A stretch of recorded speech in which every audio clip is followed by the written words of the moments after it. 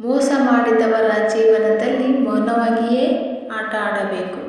ಬೇಡಿ ತಿಂದರೆ ನೀಡಿದಷ್ಟು, ದುಡಿದು ತಿಂದರೆ ಬೇಕಾದಷ್ಟು.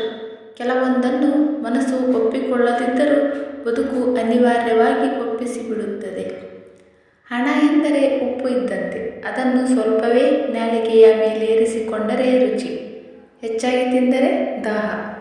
ಬಿಟ್ಟು ಹೋದವರಿಗಿಂತ ಬಿಟ್ಟುಕೊಟ್ಟವರ ಪ್ರೀತಿ ಶುದ್ಧ ಮತ್ತು ಶಾಶ್ವತವಾಗಿರುತ್ತದೆ. ಜೀವನದ ಅಂತ್ಯದವರೆಗೂ ಕಲಿಯುವುದು ಬೆಟ್ಟದಷ್ಟಿದೆ ಎನ್ನುವುದೇ ಬದುಕು ಕಲಿಸುವ ಪಾಠ. ದಾರಿ ತಪ್ಪುವುದು ಅಪರಾಧವಲ್ಲ, ಆದರೆ ದಾರಿ ತಪ್ಪಿದ್ದೇವೆ ಎಂದು ತಿಳಿದ ಮೇಲೂ ಅದೇ ದಾರಿಯಲ್ಲಿ ಸಾಗುವುದು ತಪ್ಪಾಗುತ್ತದೆ. ಅವಮಾನಗಳು ಬದುಕಲೇಬೇಕೆಂಬ ಭರವಸೆ ಕೊಟ್ಟರೆ, ಅನುಭವಗಳು ಹೇಗೆ ಬದುಕಬೇಕೆಂಬ ಮಾರ್ಗ ತಿಳಿಸಿಕೊಡುತ್ತವೆ. ಯಾರು ನಿನ್ನವರು, ಯಾವುದು ನಿನ್ನದು ಎಂಬುದು ಅರ್ಥವಾಗುವುದು ಸಮಯ ಬಂದಾಗ ಮಾತ್ರವೇ. ಬದುಕು ಚಲಿಸುತ್ತಲೇ ಇದೆ. ಜೀವನದ ಪಯಣದಲ್ಲಿ ಸೇರಿಕೊಳ್ಳುವ ಒಬ್ಬೊಬ್ಬರಿಂದಲೂ ಒಂದೊಂದು ಪಾಠವನ್ನು ಕಲಿಯುತ್ತಾ. ಮೋಸ ಮಾಡಿದವರ ಜೀವನದಲ್ಲಿ ಮೌನವಾಗಿಯೇ ಆಟ ಆಡಬೇಕು. ಬಿದ್ದವನು ಒಂದಿನ ಎದ್ದು ನಿಲ್ಲುತ್ತಾನೆ, ಅದು ದಾರಿಯಾಗಲಿ ಬದುಕೇ ಆಗಲಿ. ನೀವು ನೋವಿನ ಮೇಲೆ ಫೋಕಸ್ ಮಾಡಿದರೆ ನೆರಳುತ್ತೀರಿ, ಅದೇ ನೋವಿನಿಂದ ಸಿಕ್ಕ ಪಾಠದ ಮೇಲೆ ಫೋಕಸ್ ಮಾಡಿದರೆ ಬೆಳೆಯುತ್ತೀರಿ.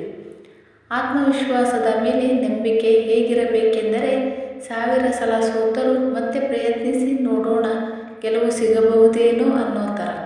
ಎಲ್ಲದಕ್ಕೂ ಕಾಲವೇ ಉತ್ತರಿಸಬೇಕು. ನಾನು ಯಾರು, ನಾನು ಏನು ಎಂದು ಎಲ್ಲರಿಗೂ ಉತ್ತರಿಸುತ್ತಾ ಕೂರುವುದು ವ್ಯರ್ಥ. ಉದುರುವ ಎಲೆಗಳು ಏನು ಸೂಚಿಸುತ್ತವೆ ಅಂದರೆ, ನೀವು ಭಾರವಾದರೆ ನಿಮ್ಮವರೇ ನಿಮ್ಮನ್ನು ಬೀಳಿಸುತ್ತಾರೆ. ನಮ್ಮ ಕಷ್ಟವನ್ನು ಕಂಡರೂ ಕಾಣದಂತೆ ಇರುವ ಕುರುಡು ಸಂಬಂಧಗಳಿಗೆ ಎಂದಿಗೂ ಕನ್ನಡಕ ತೊಳೆಸುವ ಪ್ರಯತ್ನ ಮಾಡಬಾರದು. ಶುದ್ಧ ಆಲೋಚನೆಗಳು ಯಾವಾಗಲೂ ಜೀವನವನ್ನು ಪವಿತ್ರಗೊಳಿಸುತ್ತವೆ. ನೀರಿಲ್ಲದ ನದಿ, ಅತಿಥಿಯಿಲ್ಲದ ಮನೆ, ಫಲವಿಲ್ಲದ ವೃಕ್ಷ ಹೇಗೆ ವ್ಯರ್ಥವೋ ಹಾಗೆಯೇ ಗುರು ಮತ್ತು ಗುರಿ ಇಲ್ಲದ ಬಾಳು ವ್ಯರ್ಥ. ಬಿಸಿ ಪಾಯಸದಿಂದ ನಾಲಿಗೆ ಸುಟ್ಟುಕೊಂಡ ಮಗು ಮೊಸರನ್ನು ಊದಿ ಊದಿ ಕುಡಿದಂತೆ. ದುರ್ಜನರ ಮೋಸಕ್ಕೆ ಒಳಗಾದವರು ಸಜ್ಜನರ ಸಂಘಕ್ಕೂ ಹೆದರಲ್ಪಡುತ್ತಾರೆ.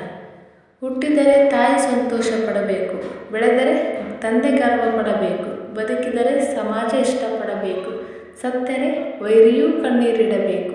ಇದುವೇ ಜೀವನ. ನೋಡಿದ್ರಲ್ಲ ಫ್ರೆಂಡ್ಸ್, ಈ ವಿಡಿಯೋ ಇಷ್ಟವಾದಲ್ಲಿ ಪ್ಲೀಸ್ ಒಂದು ಲೈಕ್ ಮಾಡಿ, ಶೇರ್ ಮಾಡಿ, ಕಮೆಂಟ್ ಮಾಡಿ.